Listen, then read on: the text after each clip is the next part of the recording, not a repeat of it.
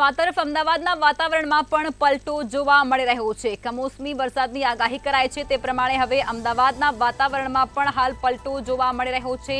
Road અને રસ્તા પર પવન ફૂંકાતા હોય તેવા દ્રશ્યો પણ હાલ જોવા મળી રહ્યા છે।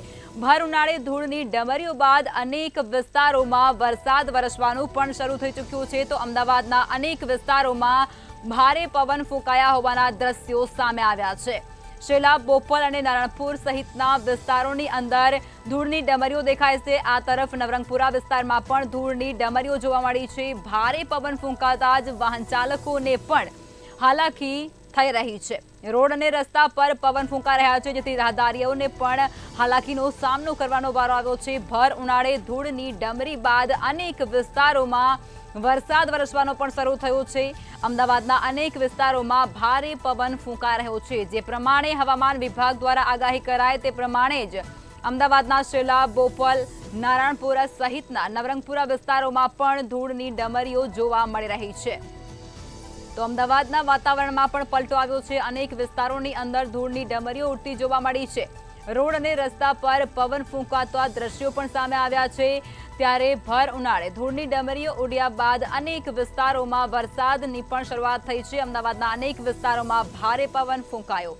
તો આજ મુદ્દે વધુ વિગતો સાથે અમારા સંવાદદાતા શિવાંશુ સિંહ લાઈવમાં જોડાઈ ચૂક્યા છે। શિવાંશુ, જે પ્રમાણે હવામાન વિભાગે આગાહી કરી હતી તે પ્રમાણે અમદાવાદના વાતાવરણમાં પણ પલટો આવી ચૂક્યો છે। અનેક વિસ્તારોમાં ભારે પવન ફૂંકાઈ રહ્યો છે। શું છે વધુ જાણકારી?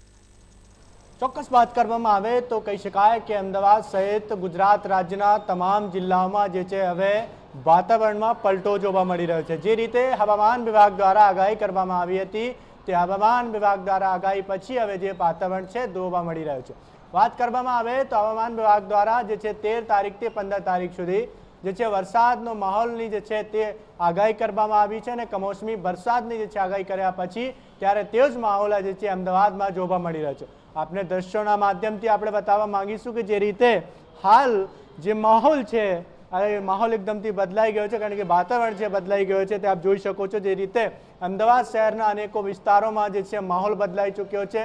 કહી શકાય ધૂળવાળી ડામરી પણ ઉડી રહી છે, સાથે કહી શકાય જેમાંથી વાહન ચાલકોને હાલાકી પણ ભોગવી રહ્યા છે। સાથે કહી શકાય જે શેલા હોય, ભોપાલ હોય, નારણપુરા હોય, નવરંગપુરા હોય, કહી શકાય અનેકો વિસ્તારો અમદાવાદ શહેરના એવા છે કે જ્યાં આ વાતાવરણ જોવા મળી રહ્યો છે। સાથે કહી શકાય અચાનકથી વાતાવરણ પલટામાં જોઈને હાલ જે વાહન ચાલકો જે છે ધૂળની ડામરીના કારણે જે છે તેમની આંખોમાં જે છે તે જઈ રહ્યા છે, સાથે તેમને ખૂબ જ હાલાકી ભોગવાનો જે છે બારો આવી ગયો છે। બીજી બાજુ આપણે વાત કરીએ જે રીતે કમોસમી વરસાદની જે સંભાવના જે જાહેર વ્યક્ત કરવામાં આવી હતી અને ત્યારબાદ હવે જે છે તે કમોસમી વરસાદ અમુક વિસ્તારોમાં શરૂ પણ થઈ ચૂકી છે। આપણે વાત કરીએ તો દ્વારકા બાજુ જે છે તે વરસાદના હાલ સમાચાર સામે આવી રહ્યા છે, સાથે બીજી બાજુ સુરત બાજુ પણ જે છે તે સમાચારો સામે આવી રહ્યા છે। અને કહી શકાય જે રીતે અમુક વિસ્તારોમાં આજથી વરસાદની શરૂઆત થઈ ચૂકી છે, તેમાંથી અમુક લોકોને જે છે રાહત મળશે, પરંતુ જે સમાચાર સામે આવી રહ્યા છે કારણ કે જે રીતે તમામ જે ખેડૂત વર્ગના જે લોકો છે તેમના માટે એક માઠા સમાચાર પણ હોઈ શકે, કારણ કે જે ખેડૂતો હોય છે તેમની પાક ઉપર નુકસાન પણ થાય તેવું પણ કહી શકાય। અને બીજી બાજુ રોગચાળાનો પણ જે છે ખૂબ અસર વધશે, કારણ કે જે રીતે જે હવામાનનો જે વાતાવરણનો જે પલટો જોવા મળશે, ગરમી પછી એકદમ તે માહોલ જ્યારે વરસાદનો બનશે ત્યારે ક્યાંક ને ક્યાંક રોગચાળા પણ ફેલાશે। એ તમામ પ્રકારની જે વસ્તુ છે તે લોકોને પણ જોવા મળશે અને સાથે કહી શકાય હાલ જે માહોલ છે અમદાવાદ શહેરનો ખૂબ જ વાતાવરણ પલટાઈ ગયો છે। લોકો જે છે તે ડામરી જે ધૂળને ઉડી રહી છે તેના વચ્ચે જે છે તે ઓફિસ અને ઘરથી પસાર થઈ રહ્યા છે। જી, તમામ વિગતો આપી તે બદલ આભાર શિવાંશુ। તો અમદાવાદના વાતાવરણમાં પણ પલટો આવી ચૂક્યો છે। ભર ઉનાળે ધૂળની ડમરીઓ બાદ અનેક વિસ્તારોમાં વરસાદ પણ જોવા મળી રહ્યો છે। ત્યારે જે પ્રમાણે હવામાન વિભાગે આગાહી વ્યક્ત કરી હતી તે પ્રમાણે જ હવે અમદાવાદના શેલા, બોપલ, નારણપુરા સહિતના નવરંગપુરા વિસ્તારમાં પણ ધૂળની ડમરીઓ જોવા મળી।